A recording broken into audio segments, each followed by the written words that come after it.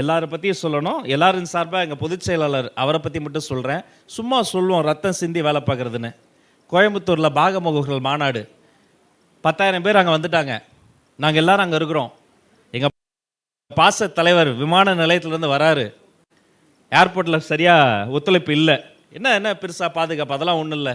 அவர்னா அமைச்சரா, அவர்னா ஆட்சியை பிடிச்சிட்டாரா? நாங்கள் விமான நிலையமா விஜய் நிலையமா என்று மாறுகிற அளவுக்கு விமான நிலையம் சுற்றி பொதுமக்கள் தாய்மார்கள் கூடி நின்றார்கள்.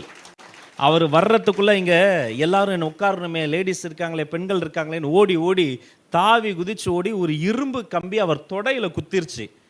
எப்பவுமே மனுஷன் வந்து ஒயிட் அண்ட் ஒயிட்டில் தான் இருப்பாப்புல. அந்த வெள்ளை பேண்ட்டில் ரத்தம் கொட்டுது. எங்களுக்கு என்ன பண்ணுறதுன்னு தெரில. ஆம்புலன்ஸ்லாம் வச்சுருந்தோம், ஆம்புலன்ஸ்லாம் கொண்டு வரோம். சடார்னு ஒரு கட்சிப்பு துணி எடுத்து கட்டிட்டு அதுக்கு மேலேயும் வருது, இன்னொரு கட்சிப்பு கட்டிட்டு கத்துறாரு, திட்டுறாரு, ஓடுறாரு. அடுத்த 8 மணி நேரம் நிகழ்ச்சி நடத்தி தலைவரை பத்திரமா திருப்பி விமான நிலையம் அனுப்பி வந்த லேடிஸை எல்லாம் சாப்பிட சொல்லி பத்திரமா வீட்டுக்கு போயிட்டு வாங்கன்னு 10 பேர்கிட்ட மனு அனுப்பி இரவு 10 மணிக்கு மேலே தான் நாங்கள் வற்புறுத்தி மருத்துவமனைக்கு வந்தார்.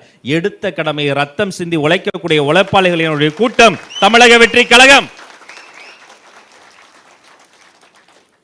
சேமித்தவரியன் எவ்வளோ நெருக்கடி ஆதவ் சாருக்கு. அவர் நினச்சிருந்தா செல்வ செழிப்பில் நிம்மதியாக வாழ்ந்திருக்கலாம். ஆனால் எல்லாத்தையும் விட நான் நிம்மதியாக வாழணுங்கிறத விட நம்மளை நம்பியிருக்கக்கூடிய மக்கள் எல்லாரும் நிம்மதியாக வாழணும்னு நினைக்கக்கூடிய ஒரு கட்சி தமிழக வெற்றி கழகம். அதற்காக 1000 கல்லடி சொல்லடிகளை தாங்கி நிற்கிறோம். இப்போ எங்கள் சீனியர் எங்களுடைய மாண்புமிகு அமைச்சர், உணவுத்துறை அமைச்சர் இருக்கிறாரு. இப்போ எங்களுடைய நோக்கம் ஒன்று தான், நல்லவங்க கிட்ட நல்லவங்க தேடி வரும் பொழுது அவங்கள அரவணைக்கணும்.